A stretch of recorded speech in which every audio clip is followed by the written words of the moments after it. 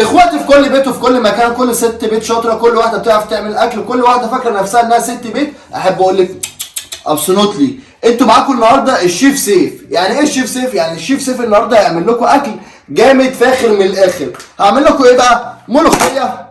هعمل لكم ايه؟ يعني ايه؟ هعمل لكم ايه؟ رز. وادي التوم المتبل عشان خاطر البانيه. تعالوا بقى معايا خطوه بخطوه اوريكم طشه الملوخيه، واوريكم الرز بيتعمل ازاي، واوريكم كل حاجه. ودوقوا من اكل ايد سيف وما تراجعوش وراه. كمان هير. طبعا هنا يا جدعان بنولع النار عشان خاطر نحط دي ميه هنحطها عشان تغلي، عشان خاطر هنحتاجها للرز لما نحط الميه على الرز. وهنولع ايه تاني؟ هنولع طبعا حله عشان خاطر الرز.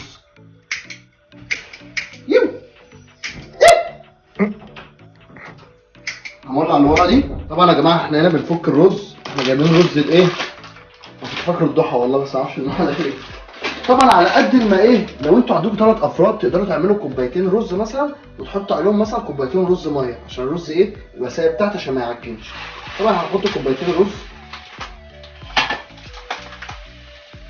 كوبايه رز ودي الكوبايه الثانيه. بس هنحط الاول شويه ايه؟ زيت. حطينا شويه زيت في الطاسه. ادي كوبايه رز، وادي دي الكوبايه الثانيه. نجيب معلقه نقلب بيهم، نقلب الرز في الزيت لحد ما ياخد لون. تكون الميه دي غلت عشان هننزل بالميه ايه على الرز. 3 دقايق وتابعوا معايا. دلوقتي مرحله يا اخواتي الميه السخنه على الرز. اوه ادي اول كوبايه. دايما تحطوا ايه؟ يعني انا حطيت كوبايتين ونص ميه عشان انا حاطط كوبايتين رز.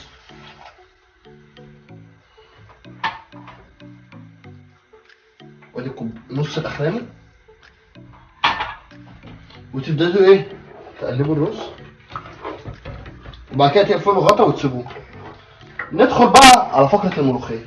تعالوا بقى اوريكم الملوخيه بتتعمل ازاي. يا ستات بيت يا شاطره، الشيف سيف هيقعدكم في بيوتكم، قصدي هينزلكم الشارع.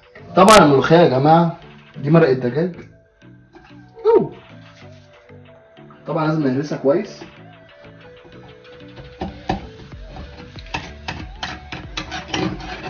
هدوقكم ملوخيه ما تتاكلش اسبوع. طبعا ما ينفعش الكلام ده يتعمل من غير التوم، فهناخد ايه؟ نص معلقه توم زي كده، ما تكتروش، وهنقلبوها ايه؟ طبعا عايزين نوطي عليها عشان انا معلق عليها زي البقف. هنوطي عليها طبعا. طب العين اللي مفتوحه دي مفتوحه لايه معلش؟ يعني في حله شفافه؟ لا هحط حله دلوقتي، بس فاهم انت عشان ما ايه الدنيا ما تبص مني بس وتبهوق مني. وهنجيب دلوقتي طبعا ايه؟ شويه كزبره. كزبره ايه؟ وهترشوا ايه؟ حبه كزبره. تمام؟ وهتحط طبعا شويه ايه؟ ملح.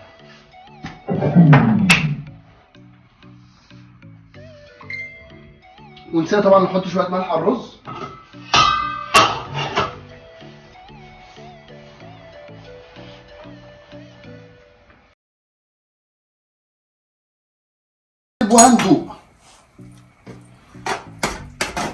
هندوق ميته عامله ازاي، عشان لو ميته محتاجه ملح هنحط ملح، لو مش محتاجه ملح خلاص مش هنحط ملح وهنزود شويه ميه.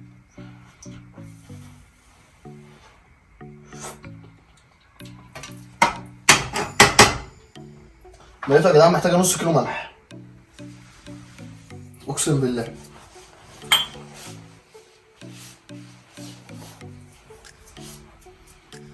هنقلب وهندوق. انا غلطان ب 60 كلب. انا دخلت المطبخ اعمل اكل.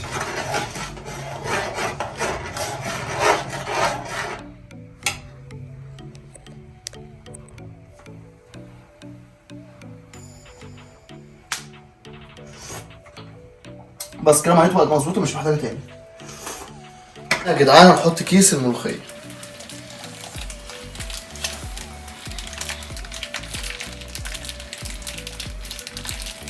قرب يا ابني وريهم الملوخيه وكمانها. خليهم كده شامين الريحه. اوه ماي جاد. طبعا احنا هنا هنحط شويه عشان احنا ناس معفنه، هحط شويه ميه في الكيس واقلبهم واروح حاططهم تاني في الحله زي كده.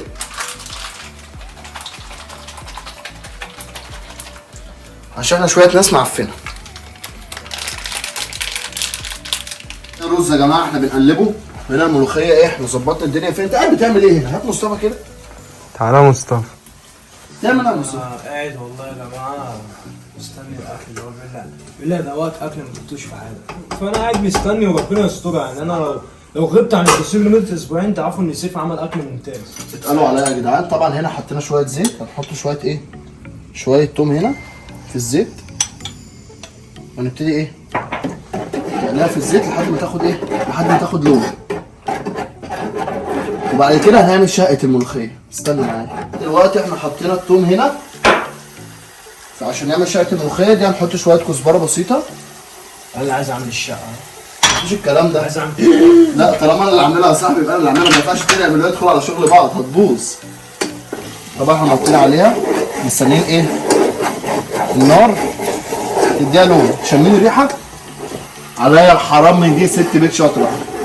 انا هوريك يا ستات البيت. يلا بس عليا. شايف هيسيب مواعين فانا بنضف هنا ومصطفى هيمسك هيعمل الكوبايات دول. اهم حاجه ستات يا بيت يا شاطره، المطبخ بتاعكم يبقى نضيف من وراكم. انا برضه بحب اقول لكم اللي احنا اصلا اولاد المفروض ان احنا ما نعملش الكلام ده، بس احنا بنعرفكم ان انتوا كل حاجه بتوصلوا ان انتوا بتعرفوا تعملوا اكل وانتوا اصلا مش عارفين تعرفوا بيطبخوا اصلا. اقول لكم نفس الرجاله بتبقى عامله ازاي. انا اصلا اعمل دول. عامل دول ايه؟ انت صدقت انا اغسل المواعين ولا ايه ده عشان الفيديو؟ اخلص يا مصطفى عشان المطبخ. شايفين الفراخ البانيه وهي بتتكلم يا جدعان؟ شايفين التتبيله القمر؟ شايفين يا جدعان الشقه بتاعت الملوخيه والثوم؟ شايفين الملوخيه قبل ما يتحط عليها الشقه؟ وطبعا الرز عمايل ايديا اوه على النار. اوه جينا احسن لحظه في الملوخيه. لو الطشه طلعت غلط الملوخيه كلها باظت. فانتوا بقى تستنوا ايه؟ هنعمل الطشه انا وسيف. لازم سيف يساعدني وانا اساعد سيف. يلا يابا. ايه هتضرب ولا ايه؟ هتضرب ولا لا ايه؟ مش هضرب. طب يلا يلا صم الله. يلا هنعمل انا وانت الطشه. ايه؟ هنعمل. ايوه لازم تطلع كده. طب يلا واحد. تعالى قرب بس قرب، عشان قرب. اشوف. قرب اديكم بس عشان اشوفه هنا بس وبعد كده ابقى ارجع. قرب هنا. شايفين يا جدعان التوم عامله ازاي؟ قلبي يا سيف مش قادر. ليه في العين هو فين خلاص. بتاعت الملوخيه. يعني انا وسيف علينا طشه مش على الشيف الشربيني اصلا. علينا شقه مش على حد. يا جماعه انا هنا حطيت الرز وغرفته. اهم حاجه عشان تبقى انت راجل صاحب صنعه، حاله الرز مش لازقه منك، ما فيهاش ولا اي حاجه. والبانيه طبعا هو بقليه. فانتظروا معانا الاكل كله لما يخلص ونحطه لكم واوريكم عامل ازاي. اخواتي وحبايب قلبي كل ست بيت شاطره كده، احنا وصلنا لحد نهايه الفيديو. جبنا لكم ايه بقى؟ رز وملوخيه وبانيه. يا رب كده يكون الاكل عجبكم زي ما هو عجبنا دلوقتي عشان احنا دقنا منه. طبعا مش هنستنى لحد ما نقعد. وكده وصلنا لنهايه الفيديو. يا رب يكون الفيديو عجبكم. ما تنسوش تعملوا سبسكرايب للقناه وتعملوا لايك وتشيروا الفيديو. ومستنيكم فيديوهات وفلوجات جايه كتير.